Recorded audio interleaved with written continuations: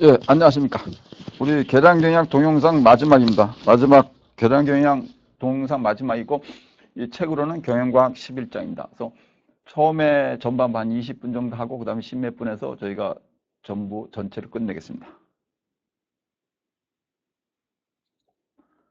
예측이론이고, 우리가 지금 어디까지 했느냐, 그걸 지금 말씀을 드리면, 이게 지금 쭉 해서 우리가 11장까지 돼 있죠. 그래서 보통 1장은 이제 개념이고 말로 한 거고, 2장부터 6장까지가 이론 하나, 7장부터 11장까지가 이론 하나입니다. 그래서 6장 정도까지 하고 중간고사를 보고, 그다음에 11장까지 하고 기말고사를 봐서 점수가 나가게 되겠습니다. 점수는 아주 객관적으로 내고 성적은 A 플러스, B 플러스, C 플러스 이렇게 아주 딱 써져 있습니다.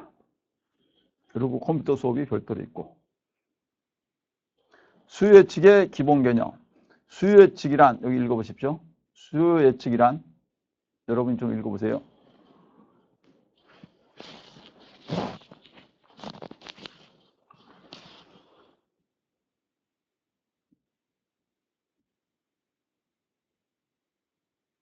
수요 예측, 디맨드 포캐스팅이란 미래의 수요를 예상하는 것이다.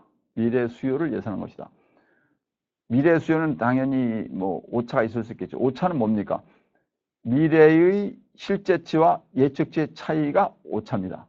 미래가 해서 실제치가 268만이었는데 예측은 260이었다. 그럼 268만 빼기 260분의 8, 이게 오차가 되겠죠. 제품 혹은 서비스에 대한 수요 예측은 기업의 각종 의사결정에 대한 기초를 제공한다. 미래의 수요에 대한 예측치는 기업의 제품 및 서비스에 대한 계획 수립에 반영될 뿐만 아니라 시설 및 생산 능력 계획의 수립에도 영향을 끼치게 된다. 기업은 이렇게 수립된 생산 계획을 토대로 향후의 인력 계획과 자재 수급 계획, 그리고 재고 관리 계획 및 수송 계획 등 다양한 기업 운영을 위한 의사결정을 하게 된다. 따라서 수요 예측은 기업 의사결정의 기초가 되는 중요한 의사결정이라고 할 수 있다. 이게 이제 수요 예측의 기본적인 예시입니다. 예측은 경영학의 전 분야에 단한다. 인사에서 뭐 종업원 필요 수요량 예측, 뭐 생산 능력 예측, 마케팅에서 어떤 상표 전환 예측 이런 걸 쓰는다. 상표 전환 예측은 이제 이것과 좀 다른 브랜드 스위칭 매트릭스를 만들어 가지고 마코브 체인이라는 기법을 써가지고 계량 경영 아주 고대 기법을 써가지고 찾는 것인데요. 예를 들어서 A 회사가 있고 B 회사가 있는데 A 회사의 시장 점유율이 53이다.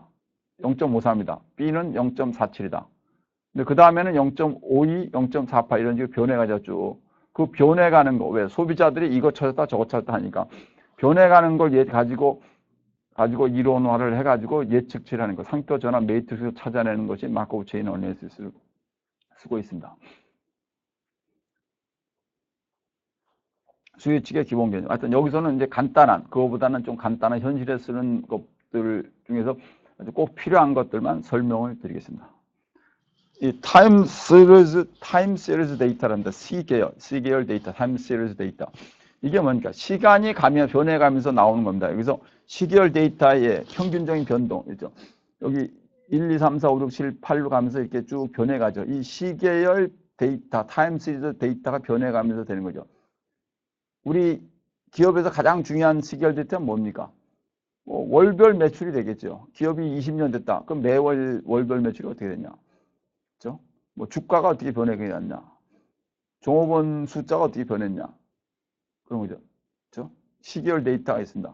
이 시계열 데이터 통해서 8번 다음에 올라간 거를 예측을 하는데 그거는 앞에 것들이 전부 다 포함이 되죠. 전부 포함이 돼서 들어간다. 그러나 전부 포함은 되지만 최근의 것이 더 많은 비중을 갖는 것이 더 중요할 수 있겠죠. 과거보다. 그렇죠? 그럴 수도 동일할 수도 있고 제가 미국 유학에 박사과정 갈 때 두 가지 패턴을 봤다가 하나는 한 군데는 초등학교 성적표를 내라 하자고요. 초등학교까지. 중고등학교는 요구 안 하는데 보통은 박사과정이라면 석사, 학사 이렇게 내라 그래요. 근데 초등학교 것도 내라 그래가지고 초등학교에 뛰어러 갔다가 나중에 그쪽에다 얘기를 했죠. 아니 초등학교가 왜 필요할 거 아니야. 그쪽에서 뭐 안내 된다 그래갖고 안 낸 적이 있는데 대학교, 대학원, 대학교하고 석사를 두 개를 냈는데 저는 동일한 생각을 했고 석사도 중요할 거다 그런데 제가 대학교 때 성적이 좀 안 좋았고 석사 때는 좀 올라갔는데 그쪽 나중에 미국 가서 물어보니까 교수들이 뭐 박사과정을 할 때는 그냥 석사 중에 일부만 본다 그러자고요. 최근 것만 보는 거죠. 그러니까 초등학교부터 대학교까지 전체, 대학원까지 전체를 뭐 평균 내서 보는 것보다는 최근 걸 많이 보게 그렇게 되겠죠. 현실이 아무래도요. 최근 3년 뭐 이런 식으로. 하여튼 그러나 이런 과거치를 반영하는 것이 예측에 들어갑니다. 시계열됐다 이렇게도 되죠.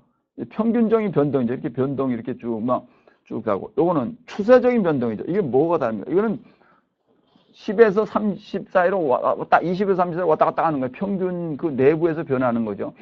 요거는 추세가 변하는 거죠. 올라가고 있죠. 상향 추세. upward moving 하는 트렌드죠. 올라가면 좋은데 다운을 계속한다. 어느 기업체 매출이 계속해서 뭐 떨어지고 있다. 이렇게 되면 심각한 문제가 되죠. 이거는 지금 추세가 올라가기 때문에 상당히 괜찮은. 이렇게 보면 복합적인 변동, 추세와 계절은 뭐냐, 시즈널 데이터입니까? 그러니까 트렌드가 있고 시즈널이 있고 그런데 그것이 들어가면서 이게 복합적으로 2010년, 11년, 12년, 13년이 전반적으로는 추세가 어떻게 합니까? 업워드입니까? 뭐 다운워드입니까? 업워드죠.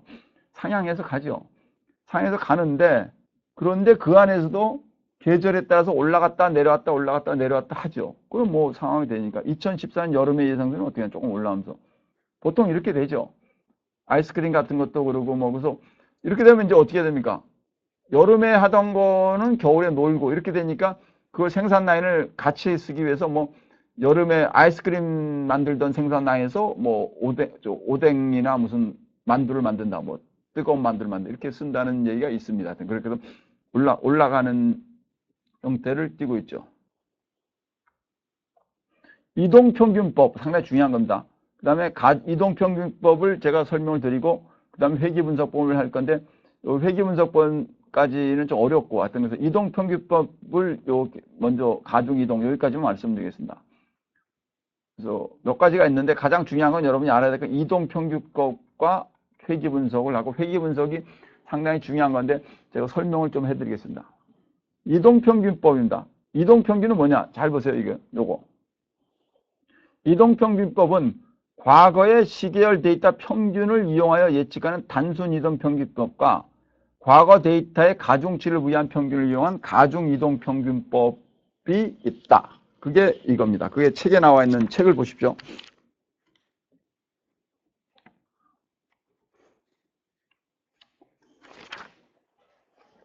단순 이동과 가중 이동이 있습니다. 단순 이동, 여보세요. 요거는 상당히 중요한 거니까 여러분이 요 페이지를 요거를 생각합시다. 이동평균법은 과거의 시계열 데이터 평균을 이용하여 예측하는 단순 이동평균법, Simple Moving Average Method와 과거 데이터의 가중치를 부여한 평균을 이용하는 가중이동평균, Weighted Moving Average Method가 있다. Moving Average가 무슨 말이냐면 옮겨가면서 평균을 내는 데는 거예요. 옮겨가면서 평균. 이게 전부 뭐냐면 도화에서 나눈다는 겁니다. 더 쉽게 말씀드리면 이동평균법은 3년 전, 2년 전, 작년을 쭉 도해서 3으로 나눈 것. 가중이동평균법은 뭐니까? 최근의 것에 점수를 더 준 것. 이렇게 됩니다. 그 이제 책을 보십시오. 책 288페이지의 예제를 봅시다. 288페이지 보시면 이동평균의 데이터가 있습니다. 신규 고객 숫자가 1월부터 8월까지 어떻게 했습니까? 20, 24, 30, 27, 23, 26, 21, 28 이렇게 됐죠. 그렇죠? 거기서 보면 20, 24, 30, 27, 23, 26, 21, 28에서 8개월치의 데이터가 쭉 있습니다. 그럼 9월 달에 어떻게 될 거냐? 많이 씁니다. 이동평균법이 뭐냐? 이동평균법은 쭉 도해서 나눈 겁니다. 왜? 이동하면서 평균을 낸다. 무빙 에버리지라. 그래서 9월 달에 이동평균은 어떻게 됩니까? 지난 과거 늑단을 하겠다. 그러면 이렇게 되는 거죠. 책에 보면 1, 28, 8월 달이 28이죠. 7월 달이 21, 6월 달이 26, 5월 달이 23, 28 더하기 21 더하기 26 더하기 23을 해서 도해서 4로 나눠요. 그럼 24.5.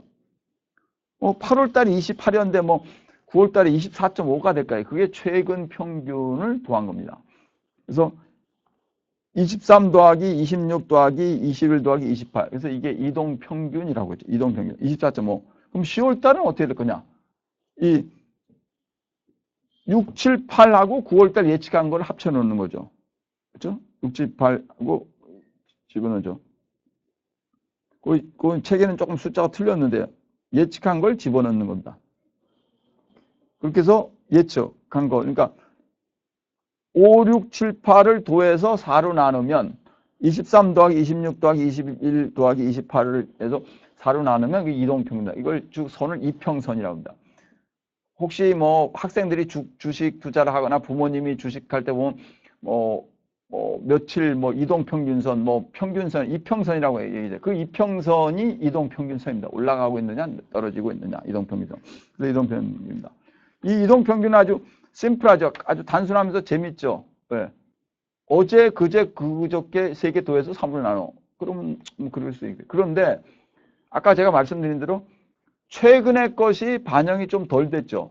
그저께보다는 어제, 어제보다는 그러니까 그저께보다는 그제, 그제보다는 어제가 제일 중요할 수 있죠. 그렇죠? 제가 아까 말씀드린 대로 대학교 1학년, 2학년, 3학년, 4학년보다는 대학원 1학년, 2학년이면 석사과정 1학년, 2학년이 더 중요할 수 있겠죠. 그래서 이 석사과정에 점수를 많이 주고 비중을 많이 주는 것을 가중이동평균법이라고 한다.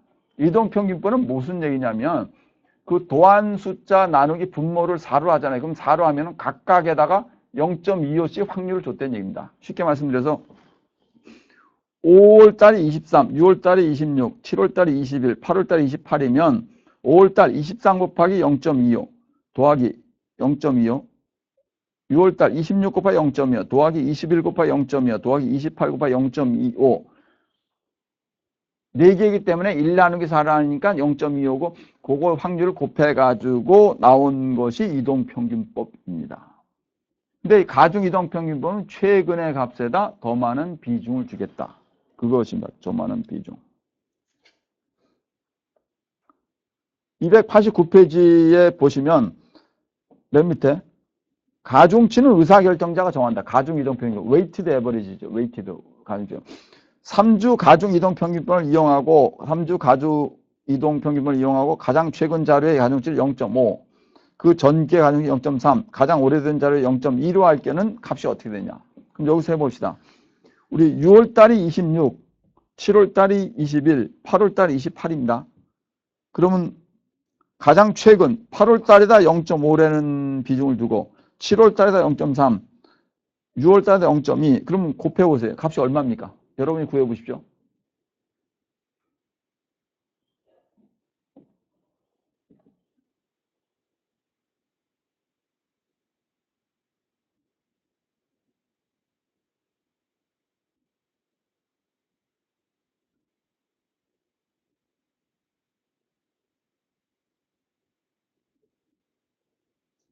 (26) 6월달 26 곱하기 0.2 더하기 7월달 21 곱하기 0.3 더하기 8월달 28 곱하기 0.5 이걸 더하면 되겠죠. 이게 가중이동평균법입니다.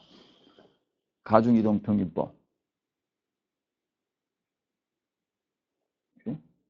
또 예제 11-2의 자료에서 9주차의 수를 4주를 하는데 여기 290페이지에 두 번째 문제를 보면 예제 1-1 자료에서 9주차의 수요를 4주 가중이동평균법을 이용하여 예측하고자 한다. 가중치는 가장 최근의 자료로부터 0.4, 0.3, 0.2, 0.1, 0.4, 0.3, 0.2, 0.1을 적용하여 예측하면 이렇다. 그게 뭡니까?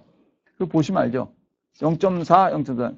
그러니까 8월달이 28이니까 거기다 28 곱하기 0.4, 7월달이 21이에요. 21 곱하기 0.3, 6월달이 26 곱하기 0.2, 5월달이 23 곱하기 0.1. 그래서 쭉 더해가지고 하면 25.0이다. 이게 된다. 요거는 단순 이동평균법과 조금 다르죠? 왜요? 최근의 값에 영향을 많이 받죠. 최근의 값에 영향을 받죠. 가중치를 어떻게 정하냐. 여기서 가중치를 어떻게 정하는가 중요한 문제인데 그거는 주관적인 판단에 맡기죠. 가중이동평균법. 단순 이동평균법은 바로 전기의 자료나 그보다 오래된 자료나 모두 똑같은 비중으로 예측에 활용된다. 그러나 오래된 자료보다 최근의 자료가 더 의미가 클 수 있다는 전제하에서는 최근 자료에 더 큰 가중치를 더 이동평균을 구할 수도 있다. 이러한 방식으로 이동평균을 계산하여 예측하는 기법을 가중 이동평균법이라고 한다. 가중 이동평균법은 단순 이동평균과 유사하나 최근 자료에 더 가중치를 둔다는 데 차이가 있다. 그다음 지수평활법은 뭐냐? 지수평, 익스포넨셜인데 글자가 다른데 X가 빠진 익스포넨셜 스무딩 메서드는 과거 자료의 평균을 이용하되 지금 예측이 전부 과거 자료의 평균은 나중에 할 회귀 분석 이것도 과거 자료를 가지고 있는 과거 자료를 안 쓰는 경우는 없죠. 과거 자료를 지수평활법은 과거 자료의 평균을 이용하되 최근 자료에 더 많은 가중치를 부여한다는 점에서는 일종의 가중이동평균법이다. 하지만 이 법은 가중이동평균보다 더 보다 발전된 형태에서 계산에 필요한 자료가 적고 계산이 쉽다는 점에서 현지에서 많이 이용하는 앱 중에 하나이다. 가중이동평균의 계산에서 과거 기간 동안 수요 자료와 기간 가까이 가중치가 필요한 반면에 지수평활법에서는 세 가지 자료만 있으면 예측을 구할 수 있다. 세 가지는 전개원 예측치, 이번 게 실제 수요, 그리고 최근에 얼마나 가중된 평활 상수의 이다. 이게 뭐냐면 거기 있습니다. 291페이지. 291페이지 보시면 지수평활이 가중이동평균과 동일한 거죠. 동일한 건데 조금 더 복잡한. 거기 보시면 0.1 곱하기 D1 더하기 0.9 곱하기 F1이라고 있죠. 그 F1 자체는 또 변하죠. 그래서 F1이 또 변하고 그렇게 해서 이게 변화하는 겁니다. 그러니까 앞에 그 지수 변화에다가 변화를 해서 더 있는 변화하는 방법입니다. 이 평활 상수를 구하고 이렇게 쓰는 거죠. 이게 지금 조금 복잡해집니다. 그래서 복잡하니까 여러분이 거기까지는 할 필요 없을 것 같고 그냥 저도 이동평균법까지만 했고 하면 되겠습니다. 이것도 그렇고. 그래서 지금 여기 말한 지금 지수평활법도 저번에 한번 했더니 학생들이 좀 어렵다고도 했고 그래서 이동평균법만 제일 많이 쓰는 거니까 거기까지 설명을 드리겠습니다. 이동평균법에는 이제 가중이동과 심플이동인데 제일 많이 쓰는 건 이제 심플이동입니다. 심플이동. 그래서 최근에 자료의 합을 더해가지고 세 개를 나눈 거 이렇게입니다. 그래서 지금 이동평균, 뭐 가중이동, 지수평활 이렇게 다 거기서 분할된 거죠. 그 다음에 제일 중요한 거를 말씀드립니다. 회귀분석. 이걸 일단 조금 설명을 드리고 조금 쉬었다가 다시 만듭니다. 이 회귀분석은 상당히 중요한 기법입니다. 상당히 중요해서 상당히 중요한 방법이죠.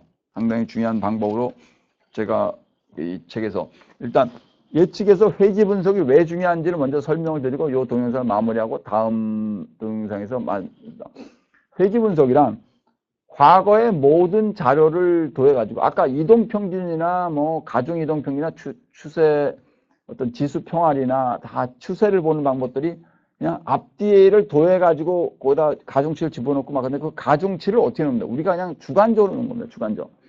근데 회귀분석은 주관적으로 가중치를 집어넣는 것이 아니고 객관적으로 넣는다. 다시 말씀드려서 이동평균법, 가중이동평균법은 주관적으로 계산을 하는데 회귀분석은 객관적으로 한다는 게 차이입니다. 객관적으로 한다는 것이 차이고 이걸 여러분이 아시고 회귀분석은 얼마나 오래됐는지 모르겠습니다. 뭐 통계학이라는 것이 독일 쪽에서 개발이 돼가지고 미국 쪽으로 넘어온 지가 한 100년이 넘었다고 하는데 이 설문지도 그 당시에 그렇게 됐다고 통계학이 얼마나 된지 모르겠는데 이 통계학에서 기본적인 통계학에서 가장 많이 쓰는 거고 한때는 노벨 경제학상을 받은 사람 중에 대부분이 이 회귀분석의 변화 가지고 받았습니다.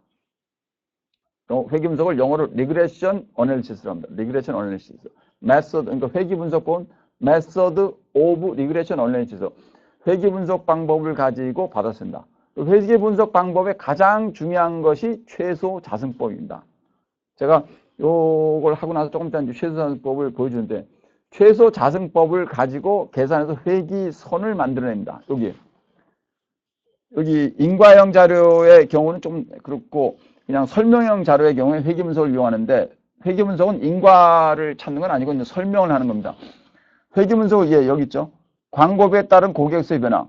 광고비가 0.5, 10, 15, 20, 25 고객수가 100, 150, 200, 250 이렇게 됐는데 광고비가 변해가면서 고객수가 지금 늘고 있죠. 추세가 상향, 어버드 상향 추세인데 여기서 광고비를 얼마를 집어넣으면 고객수가 어떻게 될 것이냐를 추정하는 것이 더 중요한 겁니다. 그러면 이 선, 여기 빨간 점이 5개 있죠. 이 빨간 점 5개를 연결하는데 아까 가중 이동 평균이 어떻습니까?